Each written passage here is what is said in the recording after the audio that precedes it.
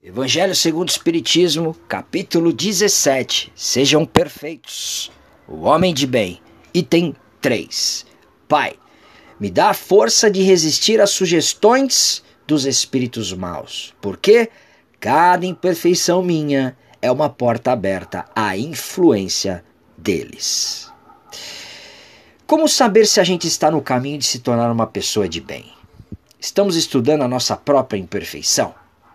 Estamos trabalhando sem cessar para combatê-la? Empregamos todos os nossos esforços para poder dizer no dia seguinte que existe na gente algo melhor do que no dia anterior?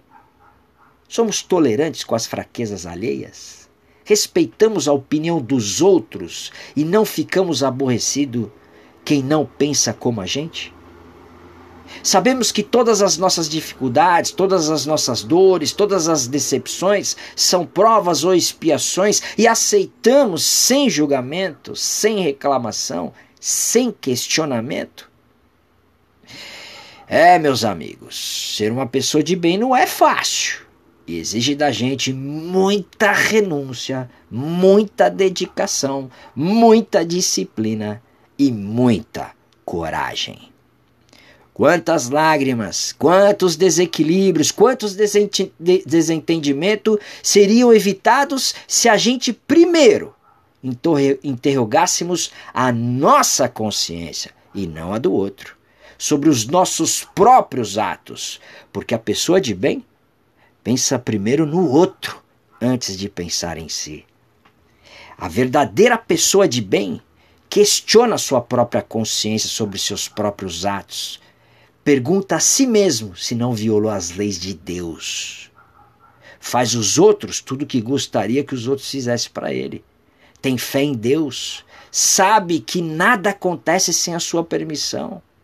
Cultiva em seu íntimo uma fé legítima em Deus e em suas leis, e não uma fé superficial e irracional.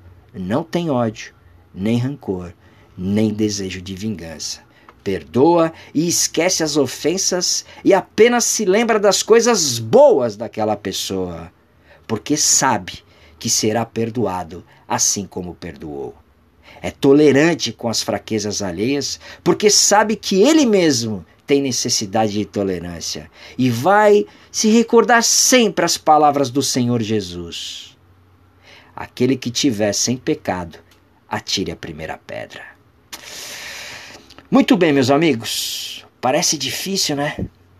Porém, tudo isso não é uma relação completa de todas as qualidades, que te colocará em posição de uma pessoa de bem.